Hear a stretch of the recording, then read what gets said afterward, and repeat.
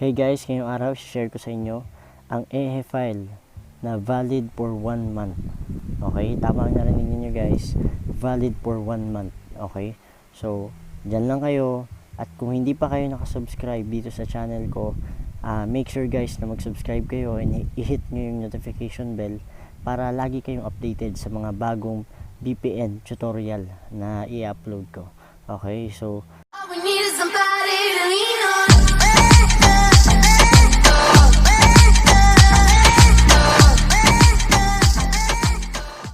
start na tayo guys. So ito yung application, ito yung tinatawag na HTTP Injector. Okay guys, so sa mga wala pa nito, guys, download kayo sa Play Store, i-search nyo lang HTTP Injector. Okay, so ako na-download ko na siya. Okay, na-download ko na siya, and sa may mga meron na nito. Okay, so make sure na papanoorin itong video na to kasi ilalagay ko mamaya yung link sa baba.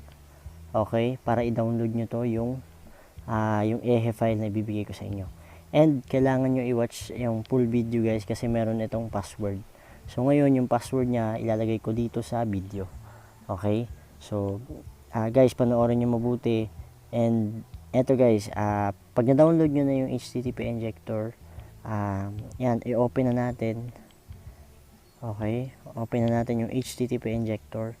Okay, eto guys, yung ehi file na to is pwede siya sa all networks. Okay, sa Sun, okay, sa TU Promo, sa Globe, saka sa TM.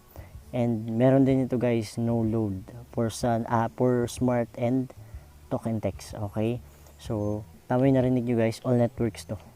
Okay, so ngayon eto yung makikita natin pag open natin ng HTTP Injector. Okay, ngayon guys, ang gagawin natin pagka download natin ng ehi file, okay, punta kayo dito sa import. Okay, click nyo yan, yung click nyo yan, yung sa taas na yan. Then may nakalagay diba, import and export. Okay, so pipindutin natin dyan is yung import. So hanapin natin sa download file natin. Okay, kasi dinownload natin. Okay, dito sa download file, hanapin niyo dyan sa cellphone nyo. Kasi akin nakalagay, dito siya nakalagay sa HTTP Injector kasi sinave ko na siya. Okay, ngayon, ang gagawin natin guys, ito siya. Okay, AllNet VPN yung sa taas. Okay, so ang gagawin natin, click lang natin yan. Then boom, ayan na siya guys. Okay, nakalagay na siya dyan.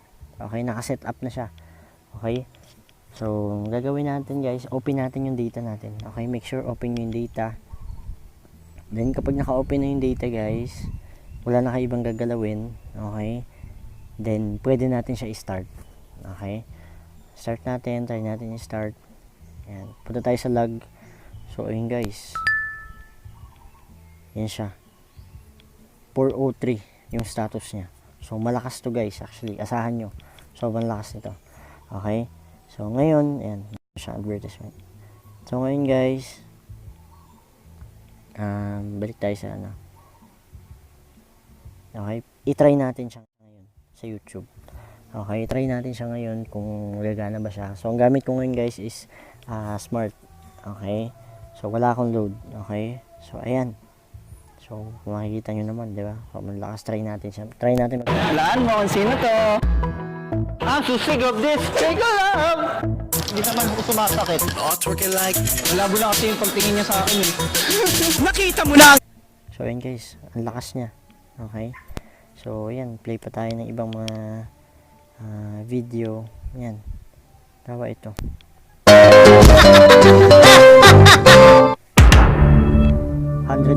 guys. So ayan, 100% na working siya, and sobrang lakas na guys kasi Singapore server yung ginamit natin dito. Okay guys, so ngayon wag nyo kalimutan i-search ito. So Mr. Vadoki. So ito yung YouTube channel natin guys, and i-hit nyo yung subscribe button guys, and i-hit nyo rin yung notification bell siyempre para palagi kayong updated sa mga video tutorial na i-upload ko. And credit nga pala guys sa napagkunan ko ng ehi file na to.